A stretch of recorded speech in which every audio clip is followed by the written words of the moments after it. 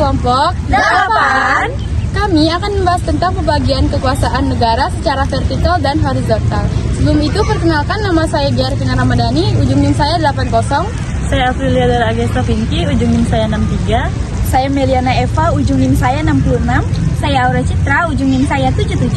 Saya Nova Fitriani dengan ujung NIM 44. Oke guys, selamat nonton. Dadah. Hai teman-teman, saya Gervina Ramadhani, saya berasal dari kelompok 8. Saya akan menjelaskan tentang pengontek pembagian kekuasaan negara secara vertikal dan horizontal dan perbandingan antara konfederasi negara kesatuan dan negara federal. Pembagian kekuasaan negara secara vertikal dan horizontal adalah konsep dasar dalam teori pemerintahan yang bertujuan untuk mencegah penyalahgunaan kekuasaan dan menciptakan sistem pemerintahan yang lebih efektif dan adil. 1. Pembagian kekuasaan secara vertikal. Ini mengacu pada distribusi kekuasaan antara tingkat pemerintah yang berbeda, seperti pemerintahan pusat dan pemerintahan daerah. Dalam konteks ini, negara membagi kewarganegaraannya ke berbagai tingkat pemerintah untuk memastikan adanya desentralisasi dan penyelenggaraan pemerintah yang lebih responsif terhadap kebutuhan lokal. Misalnya, negara mengalokasikan sebagian kewenangan kepada pemerintah daerah untuk mengatur urusan yang lebih dekat dengan masyarakat setempat. Sementara pemerintah pusat bertanggung jawab atas urusan yang lebih luas dan berskala nasional.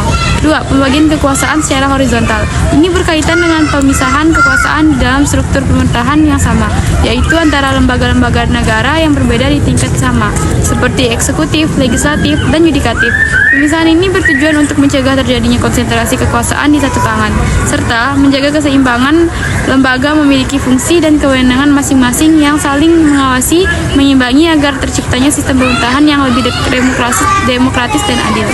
Secara keseluruhan, kedua bentuk pembagian kekuasaan ini berperan penting dalam menciptakan struktur pemerintahan yang efisien, akuntabel, dan demokratis, serta menghindari penyalahgunaan kekuasaan oleh pihak-pihak tertentu.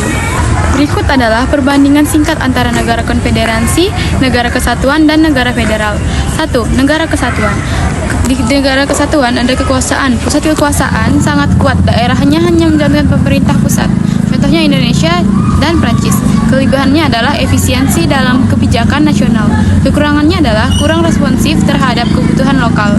Kedua, negara federal. Kekuasaan dibagi antara pusat dan negara bagian sesuai konstitusi. Contohnya Amerika Serikat dan Jerman. Kelebihannya otonomi lebih besar untuk daerah, mengakomodasi keragaman. Kekurangannya adalah potensi konflik antara pusat dan daerah. 3. Negara konfederasi. Kekuasaan negara bagian lebih berdaulat, pusat memiliki kekuasaan terbatas. Contohnya Confederate States of America 1861 sampai dengan 1865. Kelebihannya adalah kebebasan bagi negara bagian. Kekurangannya adalah pemerintah pusat terlalu lemah untuk mengatur negara. Secara keseluruhan, negara kesatuan menekankan kontrol pusat yang kuat. Negara federal mencoba menyeimbangkan kekuasaan antara pusat dan daerah, sementara negara konfederasi memberikan kebebasan yang lebih besar pada negara-negara bagian atau entitas untuk mengatur urusan mereka sendiri. Baik teman-teman, di sini saya akan menjelaskan tentang negara kesatuan.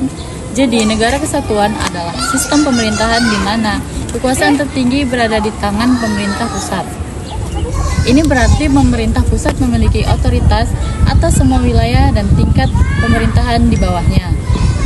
Berikut adalah ringkasan tentang negara kesatuan. 1. Kekuasaan tertinggi berada di tangan pemerintah pusat. Struktur pemerintahan pusat dengan pemerintah pusat memiliki otoritas utama. 3. Pemerintah daerah memiliki kewenangan terbatas yang diberikan oleh pemerintah pusat. Contohnya Indonesia, Prancis, dan Jepang. Kesimpulannya, negara kesatuan adalah sistem pemerintahan yang memiliki struktur terpusat dengan kekuatan yang terpusat di pemerintah terpusat.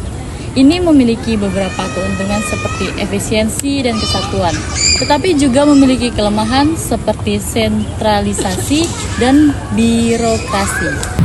Baiklah, di sini saya akan melanjutkan memaparkan materi tentang contoh integrasi dalam sejarah. Yang pertama ada integrasi Imperium Majapahit, yang mana integrasi ini merupakan salah satu kerajaan terbesar di Nusantara yang berhasil mengintegrasikan berbagai suku dan wilayah di bawah satu pemerintahan. Yang kedua, ada integrasi kolonial. Pada masa kolonial, penjajah seperti Belanda dan Portugis menerapkan strategi integrasi untuk menguasai dan mengeksploitasi wilayah jajahan mereka. Yang ketiga, ada dinamika integrasi nasional. Setelah kemerdekaan, Indonesia menghadapi tantangan besar dalam mengintegrasikan berbagai suku, budaya, dan agama. Yang keempat, ada integrasi sosial.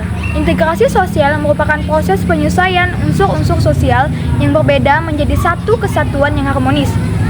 Adapun beberapa macam negara federal.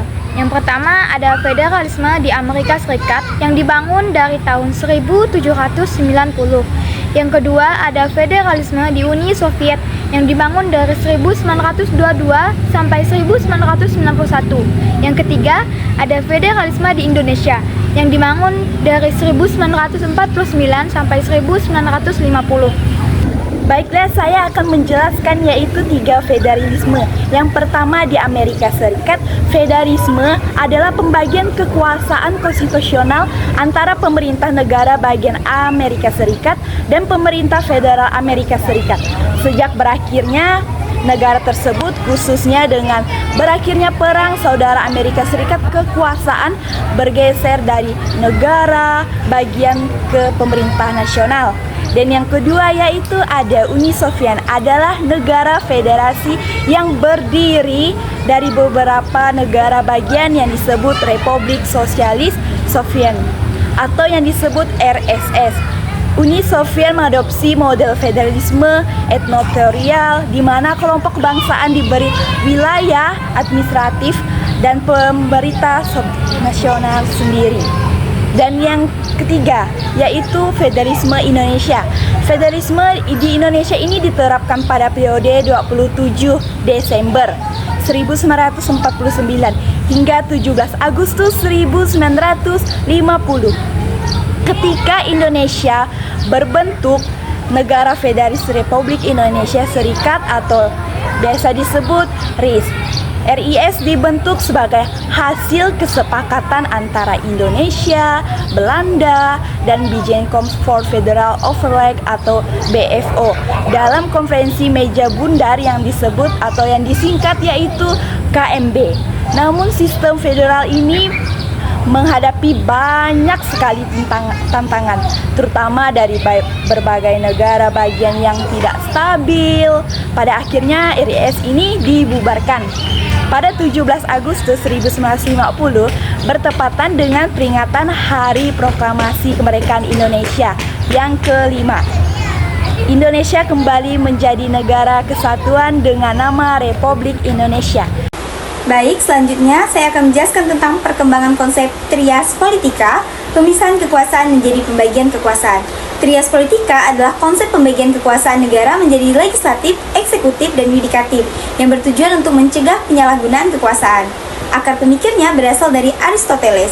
Nah, dalam perkembangannya, konsep ini mengalami adaptasi menjadi pembagian kekuasaan atau yang biasa disebut dengan division of power yang lebih fleksibel. Konsep ini memiliki 2 sistem. Yang pertama itu ada sistem presidensial seperti yang ada di Amerika Serikat yang mengacu pada pemisahan kekuasaan dengan checks and balance yang tegas. Yang kedua itu ada sistem parlementer yang ada di Inggris.